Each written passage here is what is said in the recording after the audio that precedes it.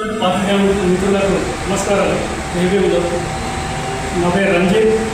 నేను వేడగూడ విధంగా నిజామాబాద్ జిల్లా అధ్యక్షుడిగా పనిచేస్తున్నాను. ఏదైతే బాల్కొండ మండలంలో ఉన్నటువంటి బస్సాపూర్ అనేటువంటి గ్రామంలో 20 గుంటల గోసంగి కులస్తుల శ్మశాన వాటిక వాళ్ళకు ఉన్నటువంటి దాదాపు ఆ ఏరియాలో 60 కుటుంబాలు ఉన్నాయి.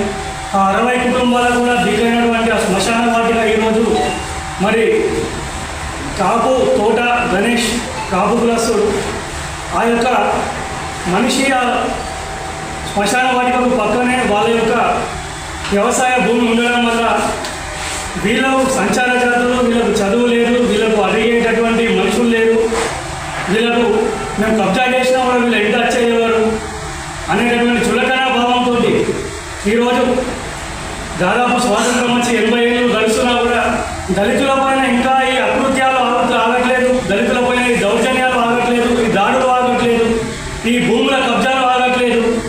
వీళ్ళకి ఎవరున్నారులే అని చెప్పేసి చులకన భావంతో ఈ రకమైన ప్రవర్తన ఇప్పటికీ కొనసాగుతుంది అని అంటే మరి దీని వెనుక ఏది అసలు గవర్నమెంట్ దీనిపైన ఏ రకమైనటువంటి ఆలోచన చేస్తున్నది చూసుకుంటే ఇప్పటికి కూడా మా గోసంగి కులంలో, వేడగూడ జంగాల కులంలో చదువు అక్షరాస్యత చాలా తక్కువ పర్సెంటేజ్లో ఉండొచ్చు.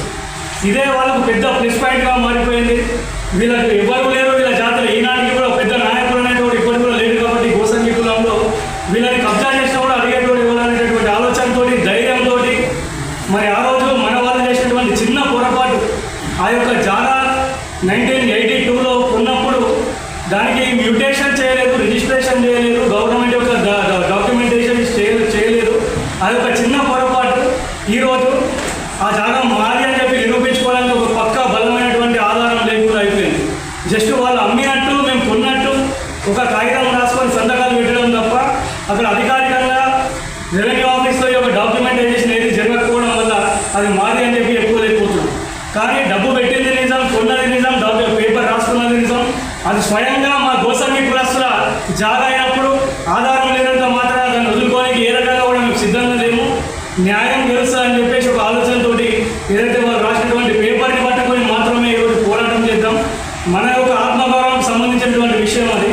మన జాగాని మనం డాక్యుమెంట్ లేని కారణంగా ఎట్లా వదిలేస్తాం అనేటటువంటి ఏకైక ఆలోచనతో ఈరోజు ఆ కొన్నది అమ్మినటువంటి పేపర్ని పట్టుకొని ఈరోజు పోరాటం చేయడానికి సిద్ధమై కలెక్టర్ గారిని కలిసి మనకంటూ అడ్మినిస్ట్రేషన్ డిపార్ట్మెంట్స్ ఉన్నాయి, న్యాయం చేసేటువంటి పెద్ద మనుషులు ఉన్నారు, ఎమ్మెల్యేలు ఉన్నారు, మినిస్టర్లు ఉన్నారు, వాళ్ళకి చెప్తాము.